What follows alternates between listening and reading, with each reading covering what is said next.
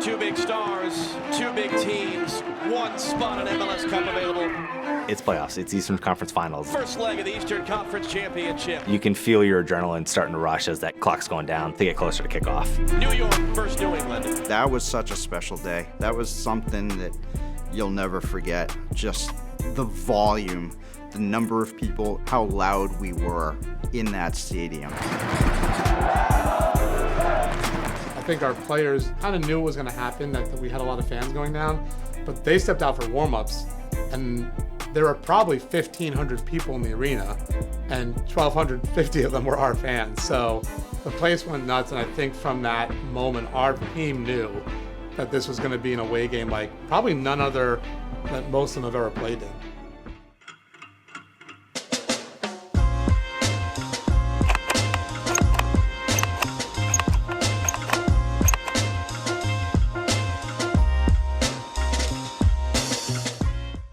My name is Brian Bilello. I am currently president of the New England Revolution. I've been here for over 20 years now at various roles and just love everything about the club. We'd always had supporters that go down for our Red Bull games, but somewhere probably between 150 and 250 of them would go down and support us down there, and it was great. I reached out to the supporter group and just said, look, the club will pay for buses if you want to put a group together to go down to this playoff game. So I just said, whatever it was, first 250 people will pay for the buses. And it was like hours that they were like, we filled the buses. And really just thought about it and said, well, geez, what if we had 500? What if we had 600? Like, maybe the movement or the vibe was kind of like, okay, even if all the diehard fans right now are coming out for the game, but if you haven't been to a game in a few years, but you're still a Revs fan, you're like, I'm finding my way to get on that bus to get down to this game for how big of a moment that it was. We put our staff on the trip too. I think it was probably like 50 staff members or something went on the trip. And at one point, we're probably like 750, 800 people RSVP'd. I had to call our folks who were organizing the operation. Can we get enough buses? We'll keep paying for them, but we can find the buses. We were able to, and we sold out the allocation that Red Bull made available, which was 1,250 tickets. My name is Kyle Lindsay. I am a senior account executive in group sales for the New England Revolution. I started here in 2009, and my family's been a season ticket holder since 1996. With the Revs, I am the away travel liaison. So whenever the away fans come to Gillette, they'll coordinate with me for their groups and allow for their supporters to get drums and banners and different things. And vice versa, if we have a large contingent of fans going to another MLS game, we'll coordinate with their front office, and I'm part of that liaison to kind of help with the tickets and needs and different things that we need for our fans. There have been some pre-discussions and talks. We always do like a lead-up conference call with the supporters, security, front office to just go over through logistics and timing and trying to map out the whole day in advance. And you got 10 people trying to coordinate for 1,000. We were like, okay, where do we park the buses? Going to Harrison into Newark, like where can we fit 20 buses? So it's like, all right, they accommodated some street parking for us, a separate supporters gate to all come in. They kind of staged it through to be like, okay, 50 people, and then work with the security. I think we had 25 flags, a couple banners, some of our larger flags, and they were allowed in with like PVC poles. And they actually let us in with a megaphone as well. My name is Monty Rodriguez. I'm from Nashua, New Hampshire. Been a season ticket holder for the Revs since '96, and I've been Night Rider since '97. It's the largest crowd we've ever had in an away game. We got down there the night before, so we met the buses when they showed up, and just seeing bus after bus after bus coming in, it was just astounding to watch. It was amazing just to see the amount of people, and it was a lot of riders and Rebellion guys obviously, but a lot of people we'd never seen before just showing up, and they joined on this trip because they wanted to be there, and it just made it feel better just to see a lot of strange faces. Like, all right, cool, we're getting people to come to these games. It was a really good vibe. Just remember meeting the group outside when we came in, and when you have a supporters group that big on the road, they tend to bring you in early, so you have to get there early. You're the first ones in the stadium. They want to get you into the sections before they sort of open the general gates.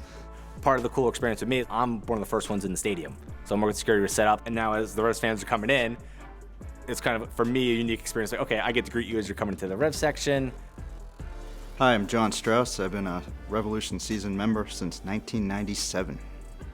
We always said to their credit that the Red Bull security is some of our favorite on the road. They treat us incredibly well, but they wanted us to get into the stadium early, so we did. And I don't know if that was in the best idea for Red Bull. We were chanting before any other fan was even in the stadium. So we're in the stadium, we're holding up Bless the Reigns, and we're screaming our faces off Revolution. and the stadium's just empty with a couple players warming up. I remember that, and it was quite a moment. My name's Corey Cloutier. I've been a Revolution season ticket holder since 2012, and I actually was a president of the Rebellion from 2021 to 2023.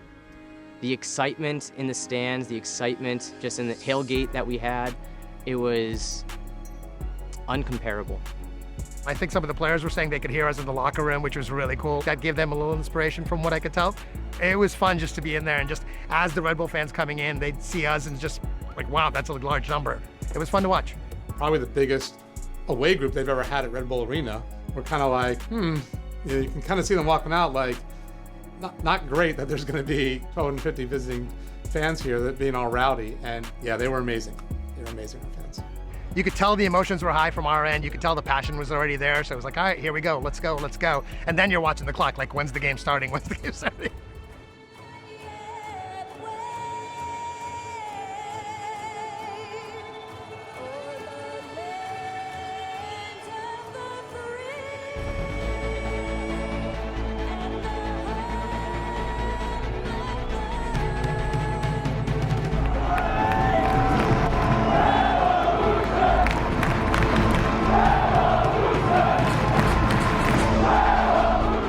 Just a vibe. It was a total vibe. I don't use that term often, but it was an absolute scene.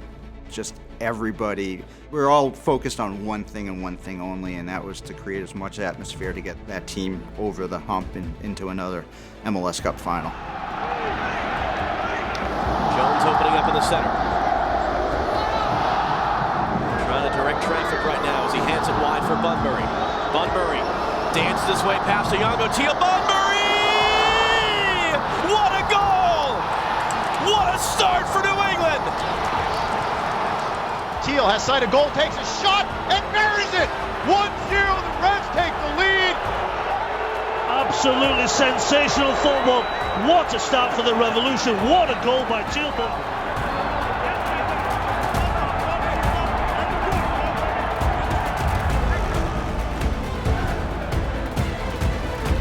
I remember when Teal hit that shot and it went in, it was just bedlam up in the left. So I'm here and Teal scores over there, and up in that corner was where our fans were, and it just went crazy, and it was so loud.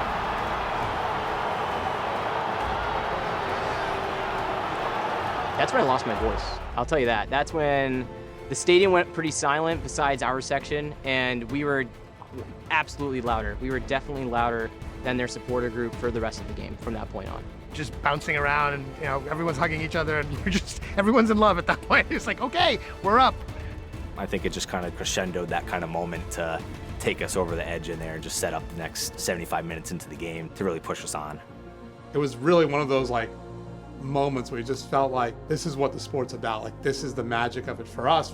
Frankly, if you're a Red Bull fan, like, this is what it should be. Little to know that it was going to get a lot louder later in the match.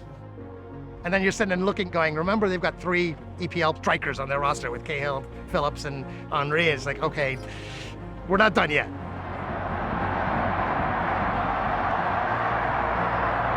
it's Luyendula now with Simpson behind. Luyendula saved by Shuttleworth. The rebound is off the bar. The ball is in. Bradley Wright Phillips, and the game is tied.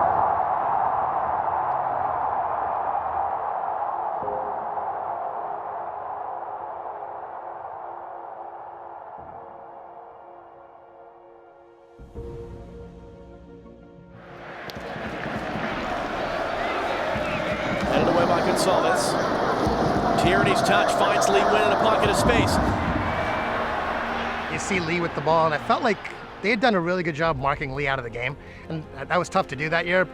He just never seemed to have any space, and all of a sudden on that play, he got space, and all of a sudden he's charging. Having that coming down and kind of counterattack as it was like a 3-on-3 as they're kind of zigzagging and passing, and just building up like, oh my goodness, oh my goodness. Now the numbers are charging forward for New England. Mullins opening up wide to the left. Winslow get back to the right, and it's going to find Teal Bunbury, who scores it for Jones. Will slot it home. 2-1 New England. Flag is down. The Reds take the lead. Jermaine. Revolution fans going absolutely crazy behind the goal. I think there was like a second of, wait, was it offside? So, I mean, we went nuts, but it was like, wait, looking, and like, no, he's on. And I always remember like Jermaine put it in and kind of checked his shoulder to look to see if the flag went up, and it didn't, and it was just bedlam. When that goal went in, it was just bedlam, absolute bedlam. And that's when we all just went berserk, is the best word I can use at this point. That's when we all went nuts. Pure joy, jump around, whoever was next to you, falling over seats, hugs, screaming, whatever. It didn't matter. We were all Revs fans in that moment and got to experience just that couple seconds, obviously, of pure joy out there. Just like, oh my goodness, we're taking this. Like, we can do this and we can reach the finals. If I remember correctly, they came closer to our corner at that point, and that was the moment where I felt like a true supporter and player interaction moment with the team. I felt that connection at that goal right then and there. For me, it's just a great moment to reward our fans that made that trip with just that moment in time that was just magical.